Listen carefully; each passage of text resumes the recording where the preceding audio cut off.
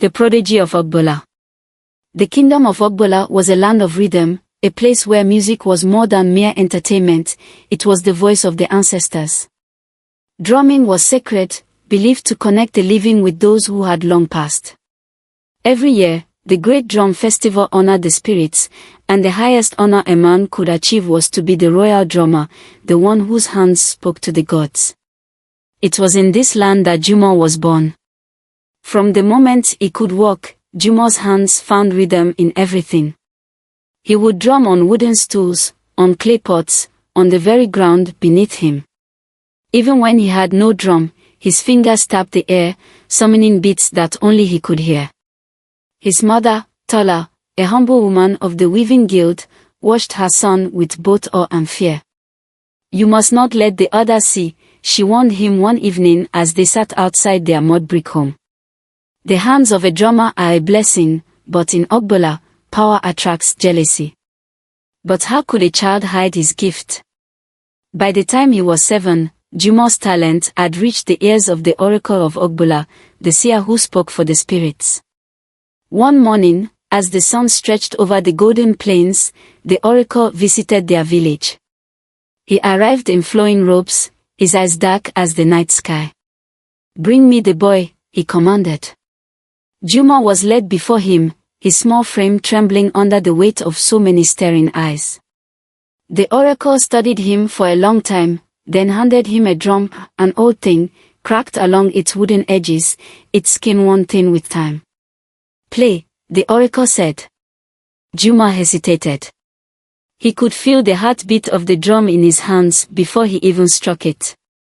When his fingers finally touched the surface, the air around him changed.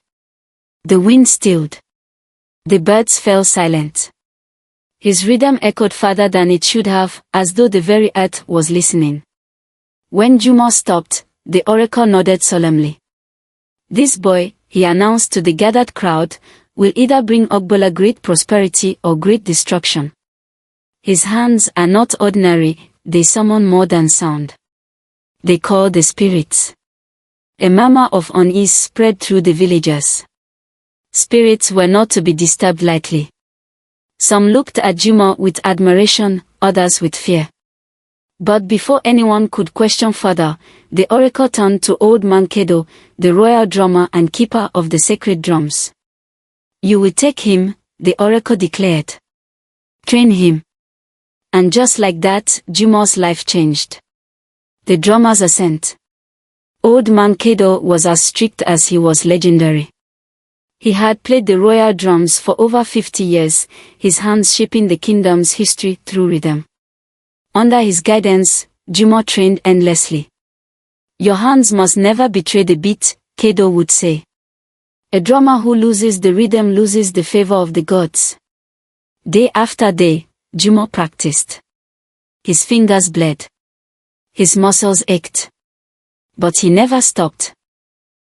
He learned the ceremonial beats, the ones that called for rain, for harvest, for victory in battle. He learned to drum with his heart, not just his hands. But with greatness came jealousy.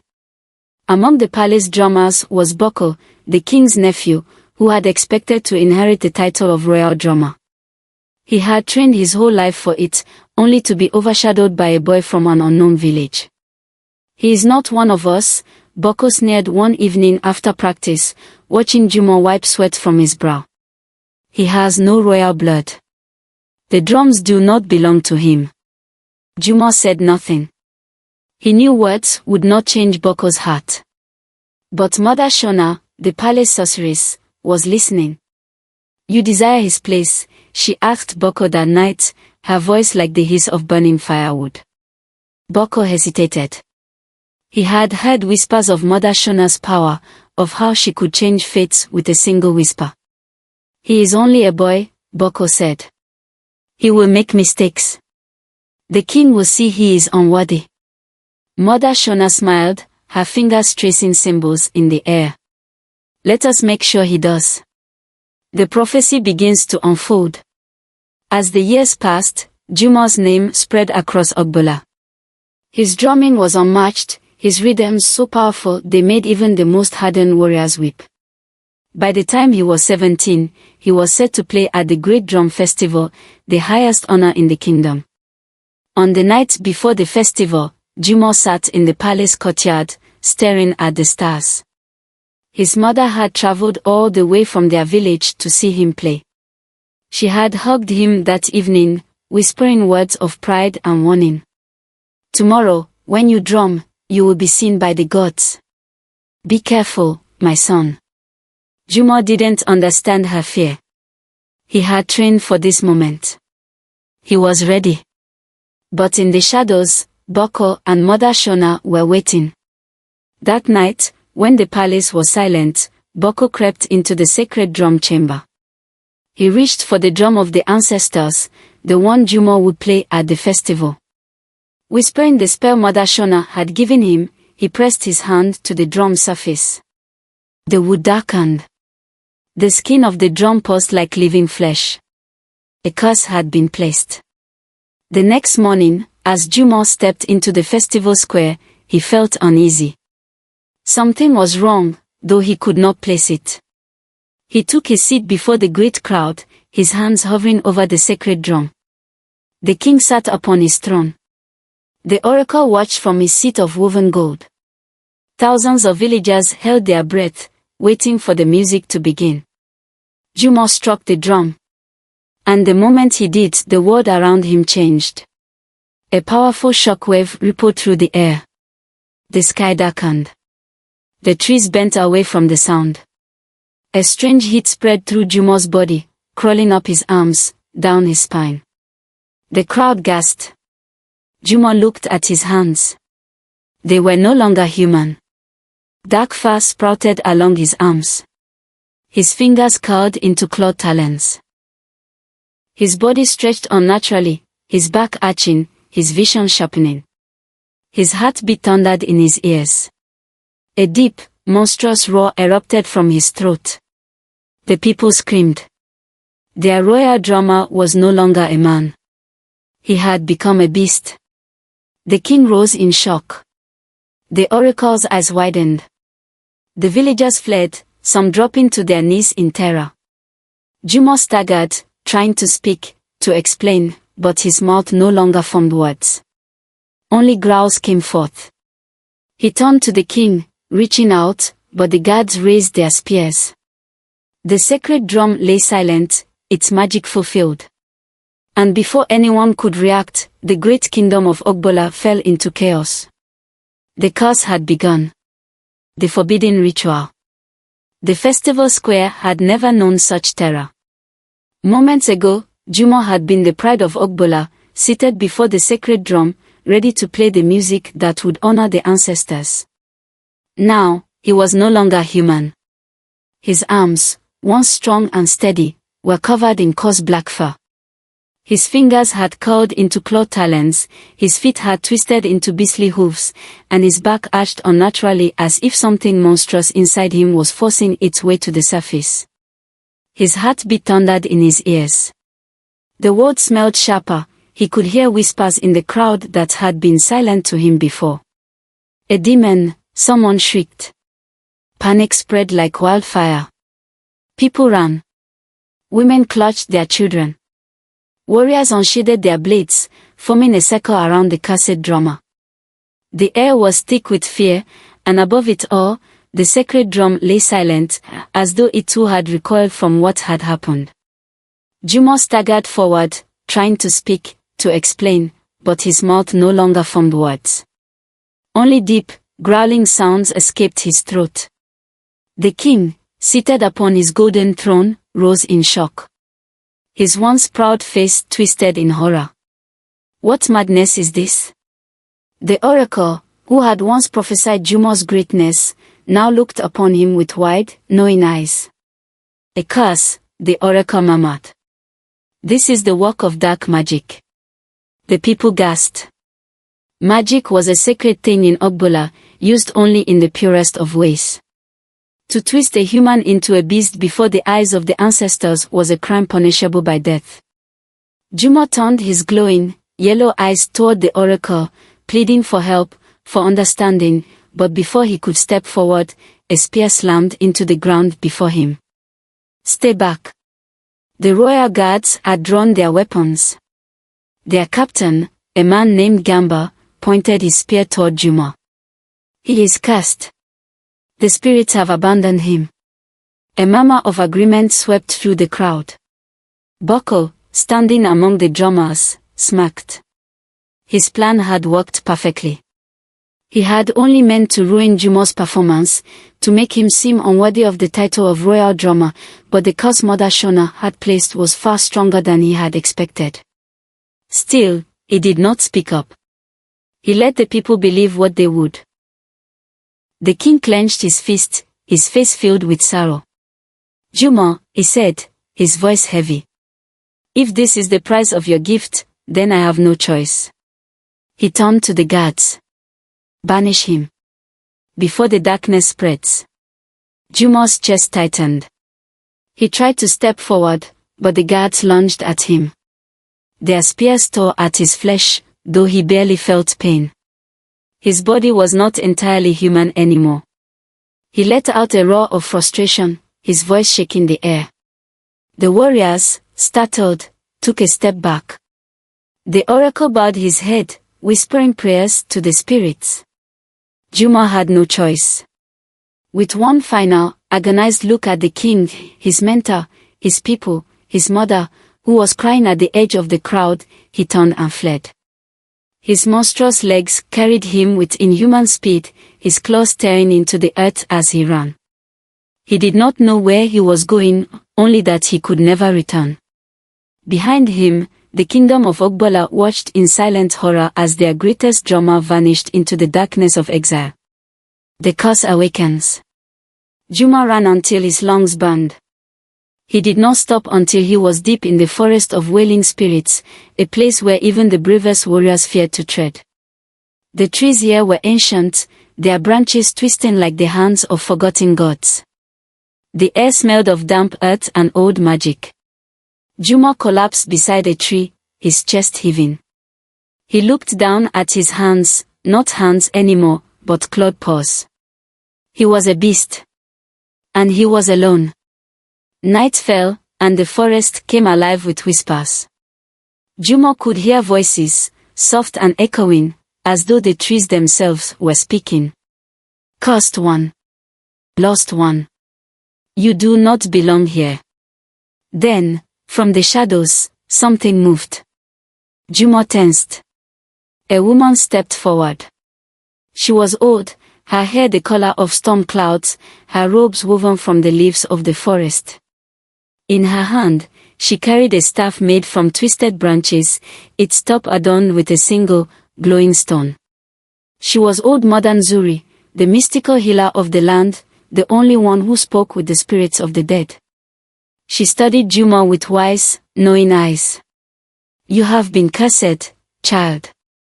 Juma tried to speak, to ask for help, but only a guttural growl came out. Old Mother Nzuri sighed. I know who did this to you. Juma's eyes widened. Nzuri turned away, gesturing for him to follow. Come. There is still hope. But you must listen carefully, because if you fail, this curse will become permanent. Juma hesitated, then followed her into the darkness. Somewhere deep within him, the beast whispered, clawing at his mind. The transformation was not finished yet. And time was running out. The beast exile. The Forest of Wailing Spirits was no ordinary place. It was an ancient realm, where the wind carried the voices of the dead, and the trees whispered secrets to those who dared listen. Few entered, and even fewer returned. Juma, still trapped in his monstrous form, followed Old Mother Nzuri deeper into the woods. His claws scraped against the ground, his breath heavy with exhaustion. The beast inside him growled softly, urging him to let go, to give in to its hunger, to let it take control. But Juma fought it. He had to believe he was still himself.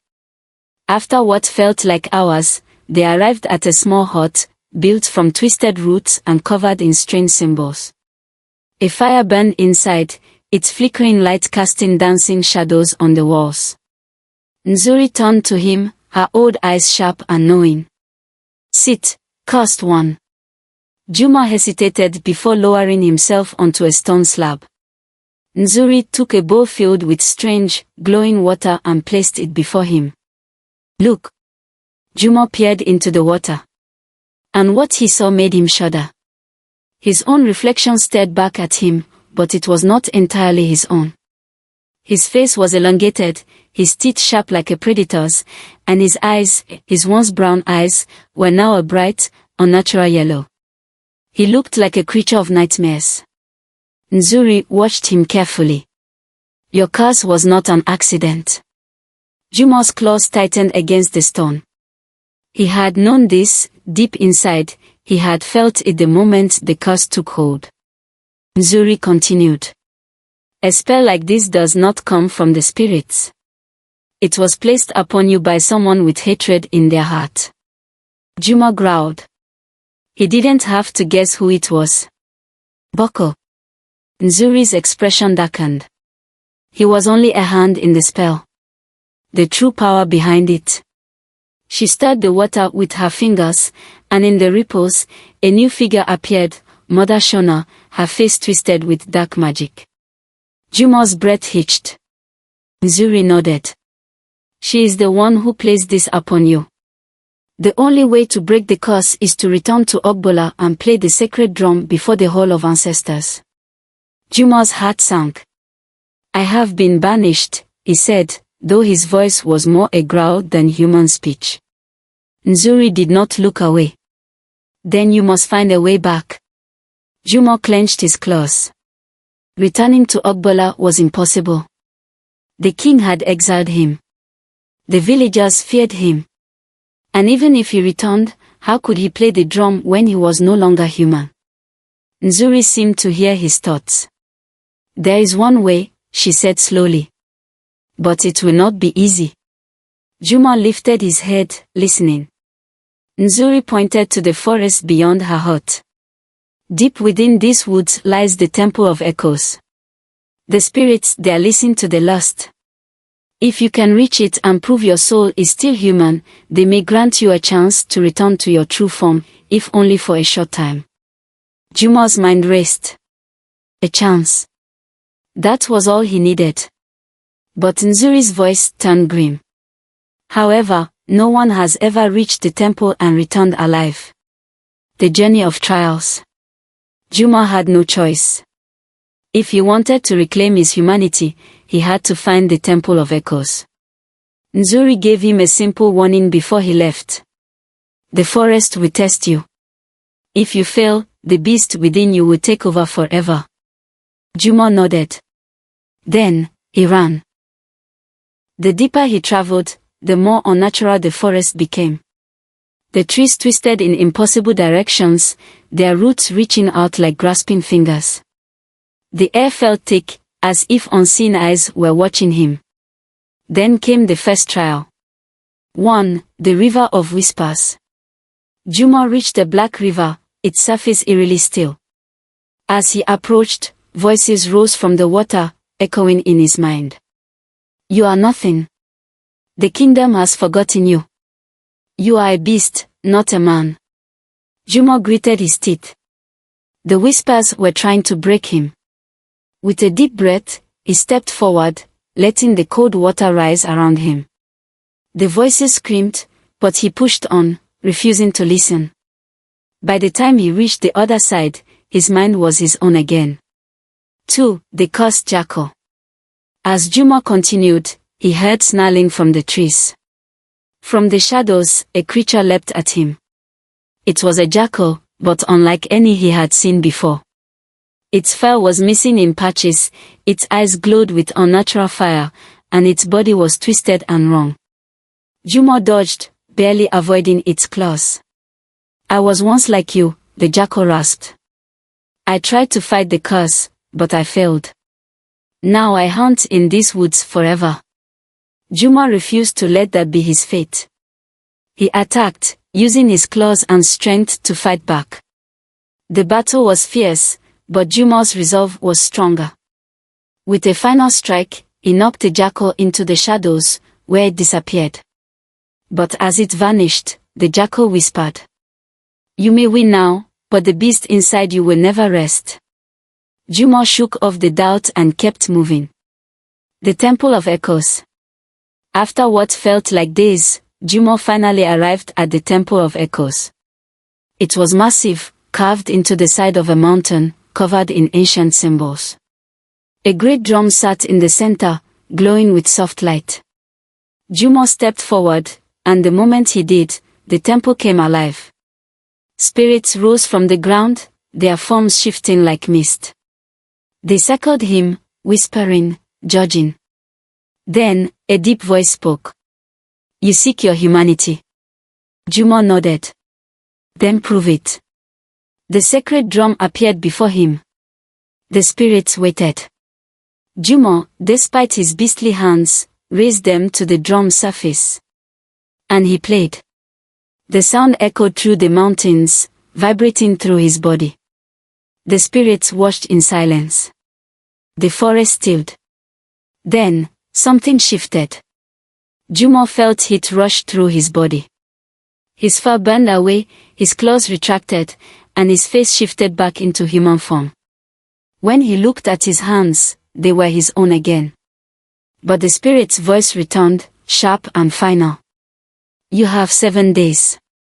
If you do not break the curse before time runs out, the beast will claim you forever." Jumo stiffened. 7 days.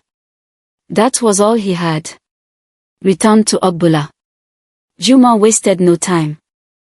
He ran back through the forest, past the cursed river, past the shadows, past the jackal's lingering whispers.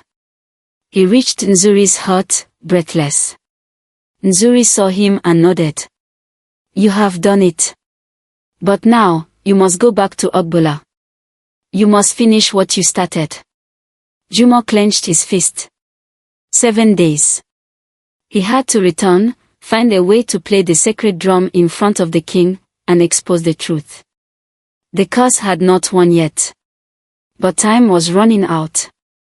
The dark journey. Jumo had 7 days. 7 days to return to Ogbola, to play the sacred drum, and to break the curse before the beast inside him claimed his soul forever. The spirits of the Temple of Echoes had given him back his human form, but it was only temporary. He could already feel it, like a shadow lurking just beneath his skin, waiting for the moment his time ran out. There was no room for failure.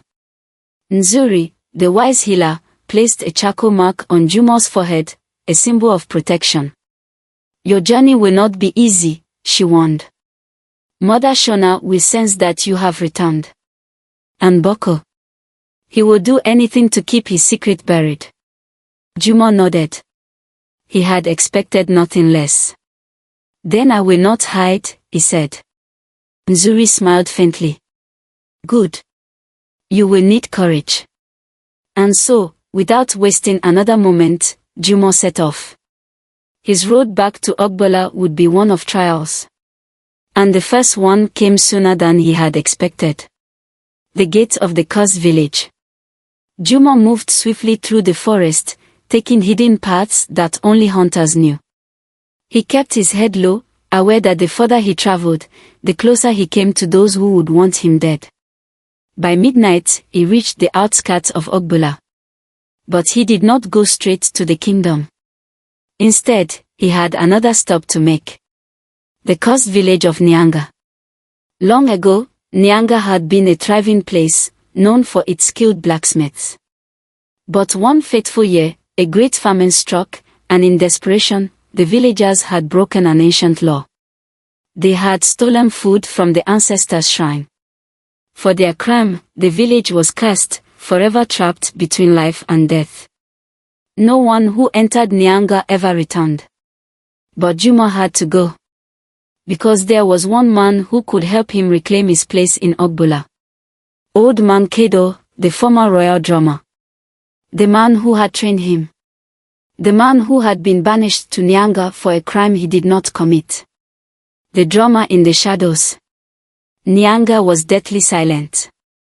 Jumo stepped past crumbling huts, their roofs caved in, their doors hanging open like gaping mouths. A strange mist clung to the ground, thick and unnatural. And then, in the distance, he heard it. A drum beat. Slow. Deep. Echoing. Jumo followed the sound. It led him to the heart of the village, where an old man sat before a dying fire, his hands moving lazily over a drum. His skin was pale, his eyes sunken, but his fingers still held the grace of a master drummer. I was wondering when you would come, old man Kedo said, without looking up. Jumo's heart tightened. Master. Kedo sighed. I am no one's master anymore. But Jumo knelt before him, refusing to accept that. You are the greatest drummer Ogbola has ever known, he said. And I need you. Kedo chuckled dryly. Need me? Boy, do you know where you are? I am a dead man walking. No one leaves Nyanga. The curse keeps us here. Jumo met his gaze. Then let me break that curse. Kedo raised an eyebrow. And how do you plan to do that? Jumo clenched his fist. By playing the drum that calls the spirits of the ancestors. Kedo stiffened. For a long moment, he said nothing. Then, he nodded. Then we must hurry. The spirits of Nyanga do not like visitors. They escape from Nyanga. With Kedo at his side, Jumo prepared the ritual of cleansing, a drumming ceremony meant to summon the ancestors and lift the curse over Nyanga. But before they could begin, shadows moved at the edge of the village. The cursed villagers, those who had been trapped between life and death for generations. Their eyes were hollow, their skin ashen, their bodies twisted by time. And they were watching. Kedo tensed. They do not want us to leave. Jumo lifted his hands. Then we would drum until they have no choice. Together, they played. The rhythms of the ancestors rang through the air, shaking the very ground beneath them. The cursed villagers screamed, their forms flickering like dying flames. Jumo pushed harder, his fingers burning with power. The air itself seemed to shift, the mist pulling away as though in fear. Then, with a final thunderous beat, the village of Nyanga broke apart, the curse shattered. Kedo gasped, stumbling forward. For the first time in decades, he was free. And Jumo had one more ally on his side. Back to Ogbola. With time running out, Jumo and Kedo raced toward Ogbola. But as they neared the kingdom's walls, trouble awaited them. Boko had been watching. And he had no intention of letting Jumo leave. The moment they reached the gates, warriors surrounded them, their spears raised. Boko stepped forward, his smirk cruel. Welcome back, Jumo, he said. You should have stayed dead. Jumo's eyes burned with determination. You stole my honor, he said. Now I will take it back. The final battle was about to begin. And this time, Jumo would not run. The drums of truth. The gates of Ogbola loomed before Jumo, but he was not welcomed. Instead, warriors surrounded him, their spears gleaming under the moonlight. Their leader, Boko, stood at the center, arms crossed, a smug look on his face. Jumo's heart pounded. He had come too far, risked too much, to be stopped now. The beast inside him stirred, sensing danger, whispering for him to strike, to tear through his enemies, but Jumo forced it down. He was still human. For now. Beside him, old man Kedo tightened his grip on his walking staff. You should not have returned, boy, Boko sneered. Your exile was mercy. This time, I'll make sure you don't leave here alive. Jumo clenched his fist. I'm here to claim what is mine. Boko laughed, his voice dripping with mockery. You. The cursed beast. The people of Ogbola think you are dead, Jumo. And if they knew you lived, they would haunt you themselves. No one wants a monster playing the sacred drums. Jumo's breath caught. Was it true? Had the people truly turned against him? Kedo stepped forward. You were never worthy of the drums, Boko. You stole your way into power. But truth cannot be silenced forever. Boko's eyes darkened. Kill them both. The warriors lunged. The battle at the gates. Jumo moved before he could think. A spear whistled past his head.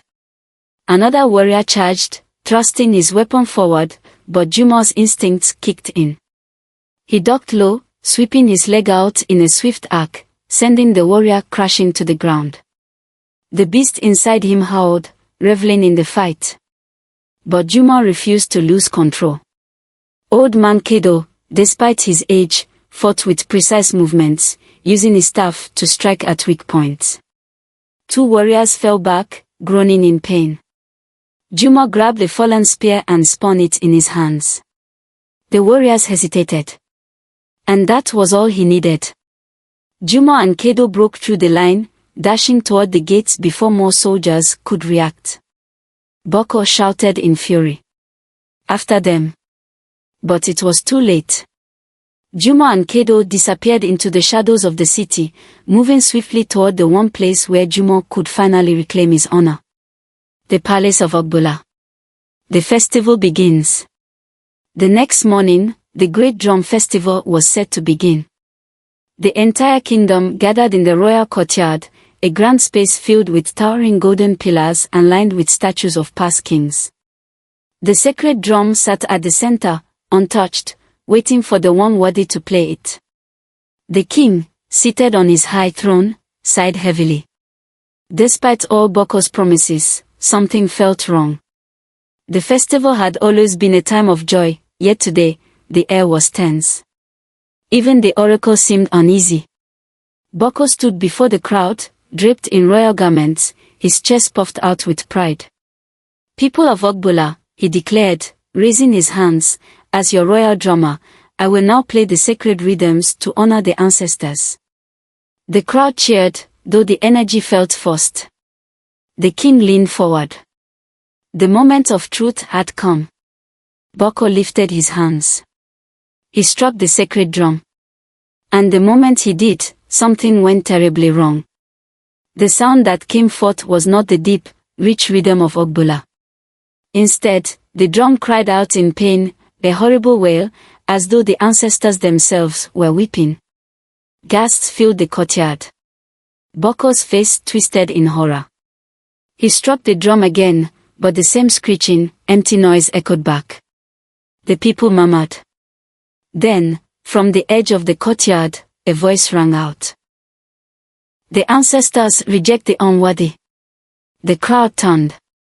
And there, standing at the entrance to the palace, was Jumo. Alive. And very much human. The return of the drummer. The entire courtyard fell into stunned silence. The man they had thought dead now stood before them, his back straight, his eyes blazing with determination. The king rose from his throne, his expression unreadable. Jumo, he said, his voice slow and heavy. You dare return? Jumo stepped forward. I was exiled for a crime I did not commit. His voice was steady, firm. But I have come back to claim what is mine. Boko laughed nervously, though fear flickered in his eyes. Lies, he spat. This man is a fraud. He was cursed. A beast. The ancestors would never. But before he could finish, the oracle raised a hand. Let him play, the oracle said. Let the spirits judge who is worthy. The crowd murmured. The king hesitated. Then, slowly, he nodded. Very well. Jumo moved forward. Boko stared in disbelief. The sacred drum awaited him. Jumo took a deep breath, lowered his hands to the drum surface. And played. The drums of truth. The first beat rippled through the air. It was deep, powerful, unlike anything the people had ever heard before. Jumo played from his soul, not for power, not for revenge, but for truth. The drum responded, its sound shaking the very ground beneath them. The golden pillars of the palace hummed, as though the ancestors themselves had awakened. And then, a great wind rose. The sky darkened. Lightning cracked across the heavens, and a mist formed in the center of the courtyard. From within the mist, spirits emerged. The ancestors. Their ghostly forms hovered above the crowd, their eyes locked on Boko. Then, one of them, a tall, imposing figure, spoke. "The sacred drum does not lie." The crowd gasped. The spirit lifted a hand, pointing at Boko. "You have deceived the people. You have used dark magic to steal a place that was never yours." Boko staggered back, his face pale. "No," he whispered. "No, this is not possible." But the spirits did not listen. The ancestors turned to the king. "You must right this wrong." The king's eyes darkened. He looked at Boko, the nephew he had trusted. Then, he turned away. "Guards," the king commanded, his voice like thunder. "Take him." Boko screamed as warriors seized him, dragging him away. The people of Ogbola watched in silence. And then, a great cheer erupted. Juma had won. The kingdom had been saved. And the curse was broken. A new beginning. That night, the celebrations lasted until dawn. Juma was named the true royal drummer of Ogbola. The king, in an act of repentance, lifted Juma's exile, declaring him a hero. And as the festival ended, Juma stood before the sacred drum, his hands resting gently on its surface. For the first time in a long while, he was home. The curse breaks. The moon hung high over Ogbola, casting a silver glow upon the palace courtyard. The air was thick with the echoes of the great drum festival, the voices of the ancestors still lingering after the shocking revelations of the night. Juma stood before the sacred drum, his heart heavy, his hands trembling. The curse was not yet gone, though Boko had been exposed and taken away. The dark magic that had transformed Juma into a beast still clung to his soul, waiting, lacking. He could feel it beneath his skin, the beast whispering, clawing to take control once more. The oracle stepped forward, his aged eyes filled with deep understanding. "The ancestors have spoken," he said. "But your trial is not yet over, Juma. The curse lingers because it was cast with hatred. Only an act of pure truth will shatter its hold." Juma swallowed hard. "Then what must I do?" The oracle glanced at the king, then at the gathered crowd. "You must play one final song. Not for the people. Not for the ancestors. But for yourself." Juma's breath hitched. Could he do it? He had played to fight. He had played to expose the lies. He had played to reclaim his honor. But had he ever played just to be free? The oracle nodded, sensing his hesitation. "Play, Juma. And let the music speak the truth of your soul." Juma lowered his hands to the drum. And he began to play. The song of redemption. The first strike was soft, hesitant. Then another. Then another. The rhythm grew, steady and firm, like the beating of a heart. The drum spoke, telling the story of a boy who had once been gifted, but whose gift had been feared. It told of jealousy, of a betrayal that had nearly stolen his humanity. It told of a fight, the fight to reclaim truth, a fight to reclaim himself. The music rose, swelling like an unstoppable tide. The crowd stood motionless, transfixed, as the winds howled and the air trembled. Then, the beast inside Juma screamed. It clawed at his soul, trying to take hold. His skin burned. His bones ached. The transformation was fighting to overtake him again. But Juma did not stop. He played harder, his hands moving faster, his body refusing to give in. The rhythm shifted, no longer one of pain, but of release. Of forgiveness. Of letting go. And as the final thunderous beat rang through the air, something shattered inside him. The beast roared.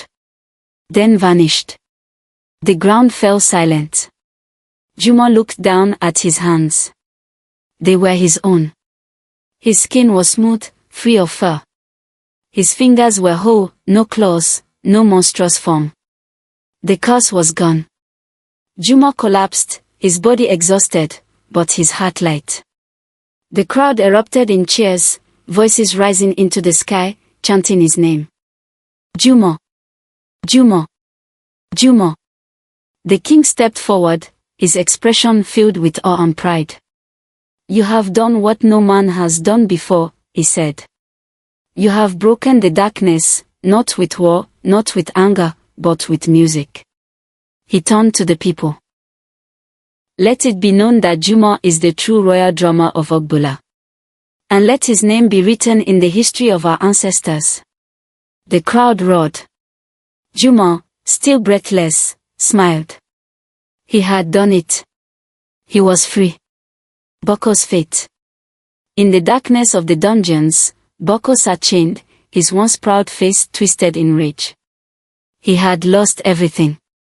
His power. His status. His future. But as he sat in the silence, a soft whisper reached his ears. You failed, but you are not forgotten. Boko froze. From the shadows, Mother Shona stepped forward, her eyes glowing with dark magic. Do you still wish to have power, Boko? She whispered. Because your story is not over yet.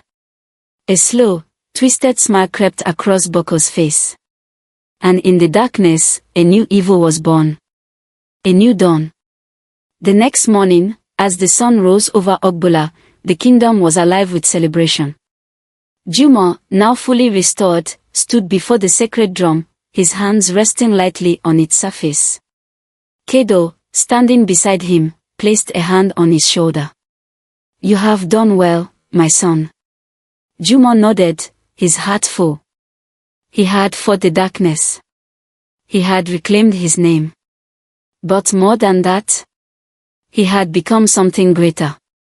And as his hands once more met the drum, he knew. This was just the beginning. The legacy of the drummer. The great drum festival was over, but its echo still lingered in the hearts of the people. Juma stood at the highest point of the palace, looking over Ogbola, his home. The kingdom was alive with renewed joy, the drum still playing in the distance, celebrating his return. But beneath his relief, he felt something deeper, a shift in the wind, a sign that his story was not truly over. There was still work to be done. A king's request. Juma had barely rested when he was summoned before the king. In the royal chamber, the elders and warriors gathered, their faces solemn. The air felt heavy, despite the kingdom's celebration. The king leaned forward. Juma, you have reclaimed your place, but there is still danger ahead. Juma stiffened. What do you mean, your majesty? The oracle stepped forward, his eyes dark with foreboding. Boko has vanished from his cell. Juma's stomach dropped. Vanished, he echoed. The king's face was grim. Mother Shona took him. A chill ran through the room. The name alone was enough to darken the mood. Kedo, standing beside Juma, shook his head. This is bad. If she still walks in the shadows, she is planning something. Juma clenched his fist. Then I must find them. The king nodded. You are no longer just a drummer, Juma. You are a warrior of Ogbola now. And we cannot afford to let darkness grow in the corners of our land. The drummers farewell. That night, Juma sat in the courtyard, his hands on his drum. He played softly, not for the festival, not for the ancestors, but for himself. A farewell song. Nzuri sat beside him, watching. You know this is not truly the end, don't you? Juma nodded. I can feel it. My journey is not done. Nzuri smiled. Then go forward without fear. The ancestors watch over you now. Juma looked to the stars. For the first time in a long while, he felt ready. The journey begins again. At dawn, Jumo stood at the gate of Ogbola, dressed in the garments of a warrior, his drum strapped to his back. Kedo and Zuri stood beside him.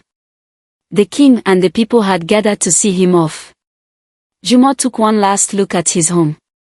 Then, without another word, he stepped forward, walking into the unknown. Somewhere in the distance, Boko and Mother Shona lurked in the shadows, plotting their return. But Jumo was ready. The boy who had been cursed, exiled, and betrayed, was now a man. A warrior. And no darkness would ever silence his drums again.